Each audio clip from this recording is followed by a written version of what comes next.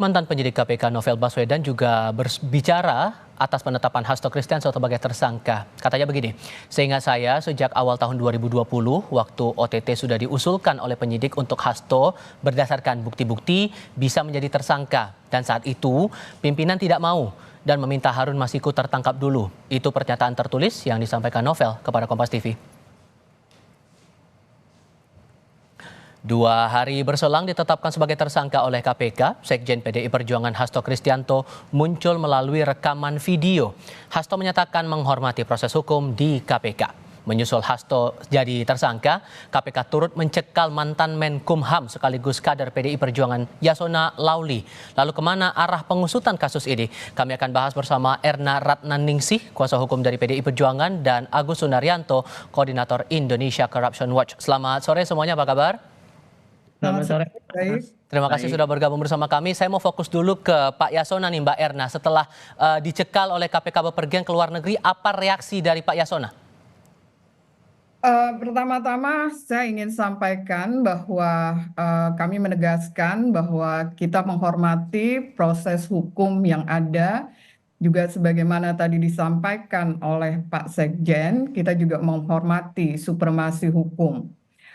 Berkaitan dengan pencekalan yang dilakukan oleh KPK, tentu saja saya ingin menyampaikan bahwa dalam hal ini mempertanyakan urgensi pencekalan KPK tersebut karena dikeluarkan ya pada saat Hari Raya Natal, di mana mantan Menteri Hukum dan HAM dan juga Sekjen PDI Perjuangan dalam hal ini merayakan Natal bersama keluarga. Dan tentu saja mereka bisa di luar kota dan belum tentu mereka juga menerima surat pencekalan tersebut.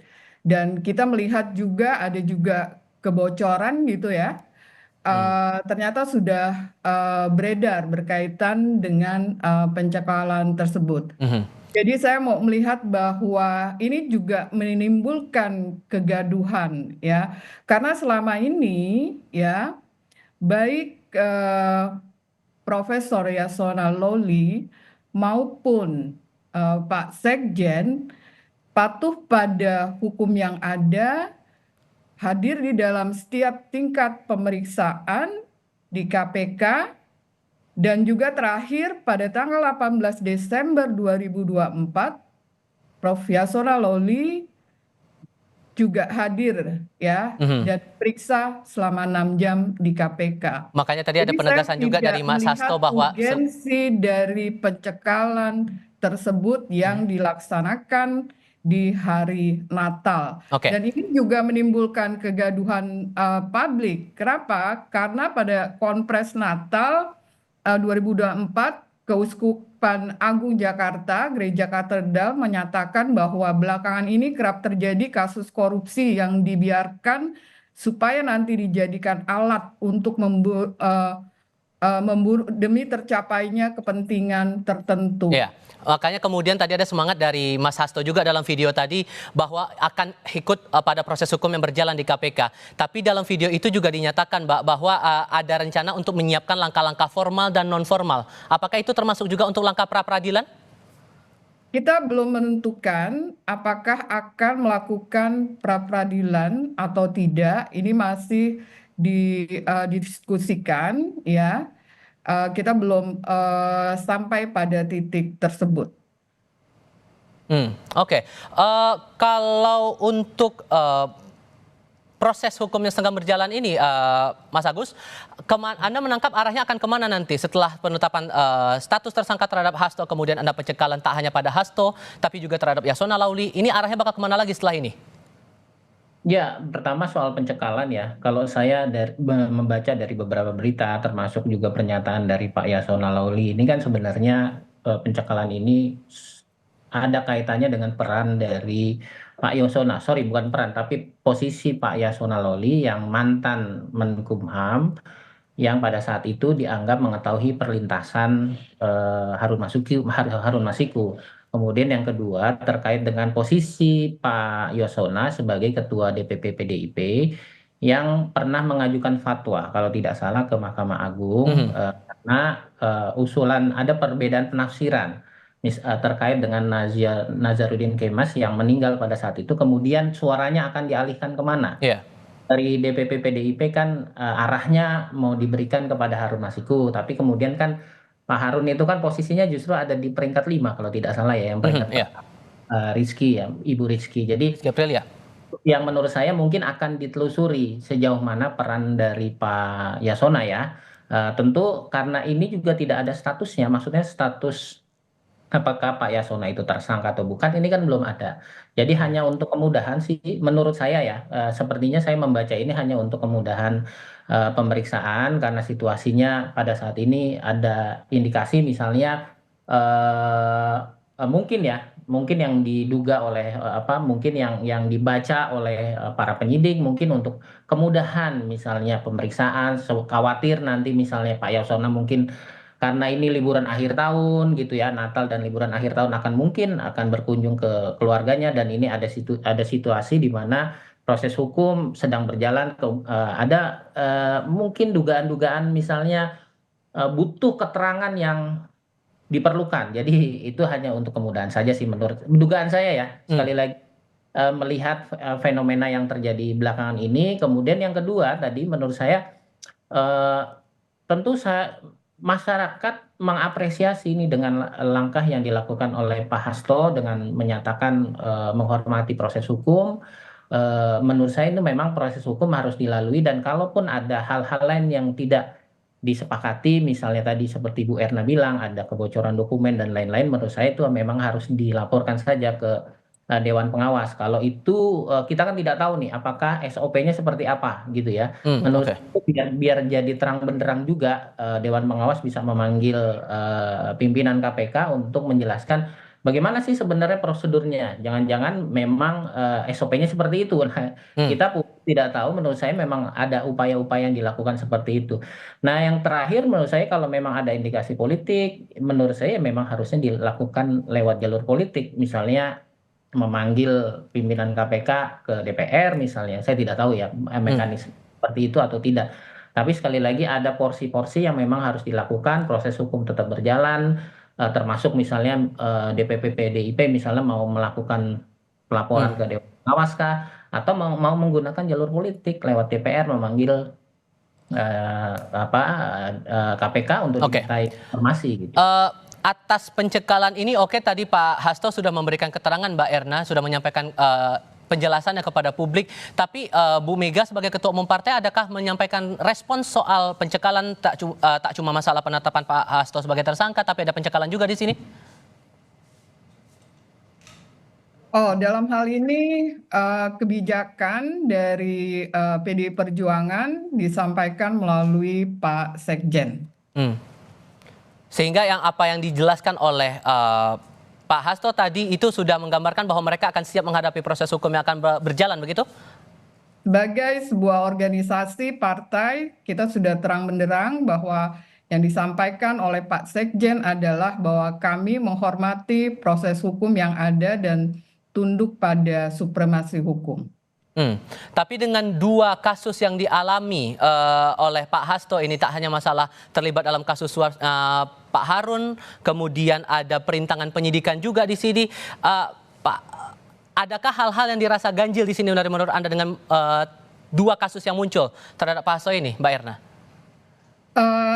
Kalau saya melihat dari kasus tersebut, kita melihat bahwa ini berkaitan dengan menurut KPK pengembangan dari penyidikan yang dilakukan di dalam kasus-kasus sebelumnya. Dan kami melihat bahwa berdasarkan putusan dari kasus terdakwa Wahyu Setiawan, ini dan juga Saiful telah memiliki kekuatan hukum yang tetap, dan mereka sudah dinyatakan bebas. Dan berdasarkan bukti-bukti yang diperoleh tersebut, ya, kita tidak melihat ada keterlibatan, ya, dari Pak Sekjen terkait dengan kasus Perintangan itu? pemberian dana, ya, Oke. karena di situ dana operasional itu dari HM. Oke. Dan sejauh ini apakah ada surat panggilan setelah Pak Hasto berstatus sebagai tersangka dari KPK, Mbak? Kami belum ada surat tersebut, sebagaimana tadi saya sampaikan bahwa ini situasinya kami sedang merayakan Natal gitu ya, dan saya juga sedang ada kegiatan juga ya, liburan gitu. Jadi dalam hal ini kami belum mendapatkan informasi ada surat atau panggilan yang lainnya. Oke. Karena ada 2 kasus nih, Mas Agus, tadi Anda mungkin sedikit banyaknya juga sudah menyinggung masalah kasus suap ini kiranya arahnya akan kemana. Cuman untuk perintangan penyidikan ini apakah dengan pernah dipanggilnya Hasto dalam pemeriksaan KPK beberapa waktu lalu, kemudian ada pemanggilan Yasona juga dalam perkara yang sama, apakah dalam pemeriksaan itu juga bisa terurai masalah perintangan penyidikan ini atau justru akan jadi PR besar untuk pembuktiannya nanti? Tapi jawabnya nanti ya Mas ya, kita akan bahas di segmen berikutnya, usai jeda berikut. Dengan uraian penyidikan perkara dugaan tindak pidana korupsi yang dilakukan oleh tersangka HK bersama-sama dengan Harun Masiku dan kawan-kawan berupa pemberian sesuatu hadiah atau janji kepada Wahyu Setiawan selaku anggota Komisi Pemilihan Umum Republik Indonesia periode 2017 sampai dengan 2022 dengan sengaja mencegah, merintangi, atau menggagalkan secara langsung atau tidak langsung penyidikan perkara dugaan tindak pidana korupsi terkait penetapan anggota DPR RI terpilih 2019-2024. Seluruh proses persidangan mulai dari pengadilan tipikor hingga kasasi, tidak ada satupun bukti yang mengkaitkan Sekjen DPP PD Perjuangan dengan kasus suap Wahyu Setiawan. Kami menduga adanya upaya pemidanaan yang dipaksakan, kriminalisasi,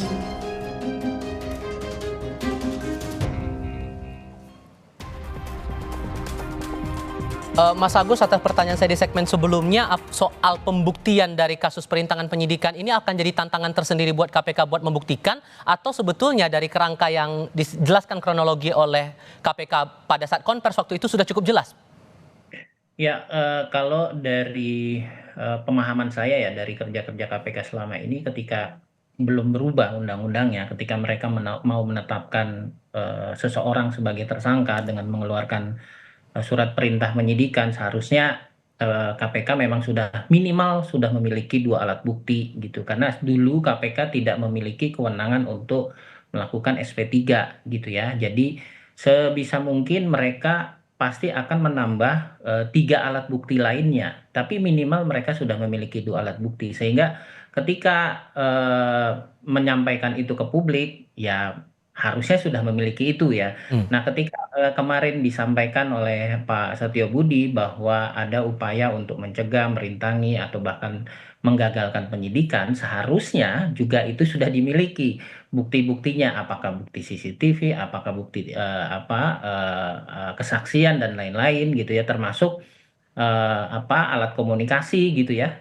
Alat komunikasi tentu bukan hanya alatnya, tapi materi yang ada dalam alat komunikasi itu apakah ada yang bisa diselamatkan ketika misalnya menurut Pak Setio itu direndam di dalam air. Nah, tentu hal-hal seperti ini seharusnya sudah dimiliki, karena sekali lagi pertarungannya nanti kan bukan hanya di pengadilan, bukan hanya di pra-peradilan, tapi kalau kemudian nanti maju ya ke pra-peradilan, tapi yang paling utama adalah nanti di pengadilan tipikor gitu. Nah, tren KPK era sebelum Pak Firly itu kan hampir 100% mereka conviction itunya tinggi gitu ya, hampir 100% tuh. Tapi setelah kemarin kan turun kualitasnya. Tapi sekali lagi dengan peralihan pimpinan KPK sekarang, seharusnya KPK kembali memperbaiki kualitas kerjanya untuk memperbaiki juga citra di hadapan publik gitu. Jadi Sehingga sudah saya ada ini bukti yang itu bisa jadi pegangan buat KPK bisa menjelaskan duduk perkara termasuk juga peran-peran dari para tersangka terutama dari Hasto ini untuk 2 kasus. Dan juga yang jadi pertanyaan sekarang karena kan yang masih dicari publik adalah sosok Harun Masikunya.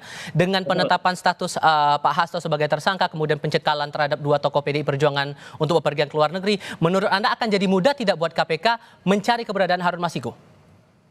Ya, kalau kami sih berharapnya begitu ya, maksudnya akan lebih mudah karena sekali lagi tidak relevan lagi tuh Pak Harun Masuki itu untuk kabur. Kalau kemudian kan opini publik ini selama ini juga dianggap bahwa Pak Harun Masuki itu bisa kabur karena dilindungi gitu ya. Nah, dilindungi oleh siapa? Kita yang tidak tahu juga nih, publik hanya bisa menerka-nerka.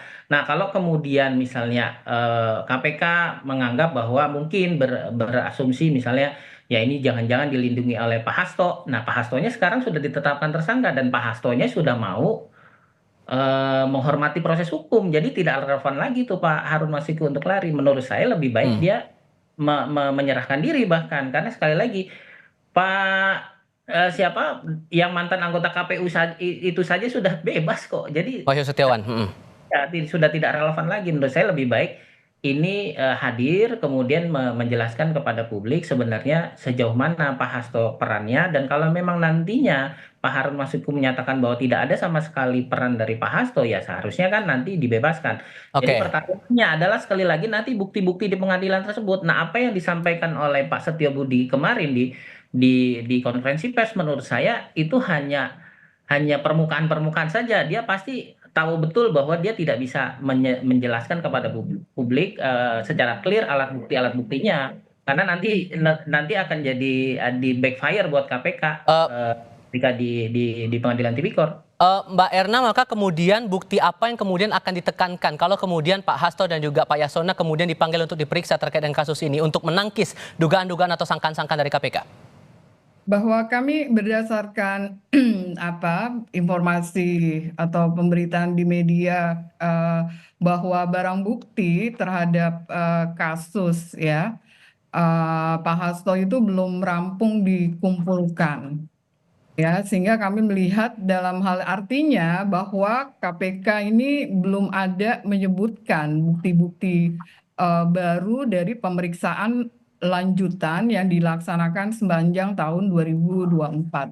Jadi kami menilai bahwa proses pengumpulan ya bukti tersebut belum selesai, namun dalam hal ini ya Pak Hasto sudah ditetapkan sebagai tersangka dan hal ini tentu saja bertentangan dengan putusan Mahkamah Konstitusi nomor 21 tahun 2014. Meskipun kemudian sudah pernah ada riwayat dipanggil terhadap Pak Hasto maupun juga Pak Yasona dengan status saat itu masih sebagai saksi dalam perkara ini, begitu Mbak? Ya, karena ini masih bukti-buktinya atau pemeriksaan ini masih yang lama, belum ada bukti-bukti yang baru. Karena berdasarkan tadi disampaikan juga oleh Mas Agus dan juga kita mendengar sendiri pernyataan dari Prof. Yasona ketika diperiksa dalam kapasitasnya sebagai Menteri Hukum dan HAM dan juga sebagai DPP dan tidak ada hal yang berkaitan dengan menanyakan keberadaan dari HM. Meskipun kemudian tadi ada pandangan Pak Yudi Purnomo, mantan penyidik KPK, bilang bahwa Pak Yasona ini bisa jadi saksi kunci untuk perkaranya Harun Masiku. Menurut Anda gimana merespon itu? Kalau saya lihat bahwa apa yang disampaikan oleh Prof. Yasona itu tidak ada hal-hal yang baru dan itu sudah disampaikan sebelumnya dalam pemeriksaan sebelumnya. Kalau menurut Mas Agus, Anda merasa ada sependapat juga dengan Bang Yudi bahwa sosok Pak Yasona ini bisa jadi saksi kunci dalam perkara ini? Ya menurut saya bisa saja dijadikan saksi kunci. Menurut saya gini nih, ini kan proses sudah 5 tahun ya. Dan kita tahu sendiri bahwa ada indikasi bahwa kasus ini oleh pimpinan KPK yang lama juga diendapkan gitu ya. Ini juga yang kemudian kita kritisi kenapa kemudian pada masa itu tidak segera dilimpahkan ke penuntutan misalnya atau ke pengadilan tipikor. Nah, ini yang jadi kritik juga oleh publik. Nah, sekali lagi Saya menduga-duga karena kan kami di masyarakat sipil tidak memiliki informasi bukti dan dokumen yang dimiliki oleh KPK. Saya menduga jangan-jangan memang ada banyak bukti yang memang belum diungkap ke publik, walaupun informasinya adalah informasi yang lama gitu. Nah, apakah ini masih relevan atau tidak kemudian disampaikan kepada pengadilan tipikor nanti biar nanti hakim yang akan menilai apakah bukti-bukti tersebut masih relevan atau tidak gitu.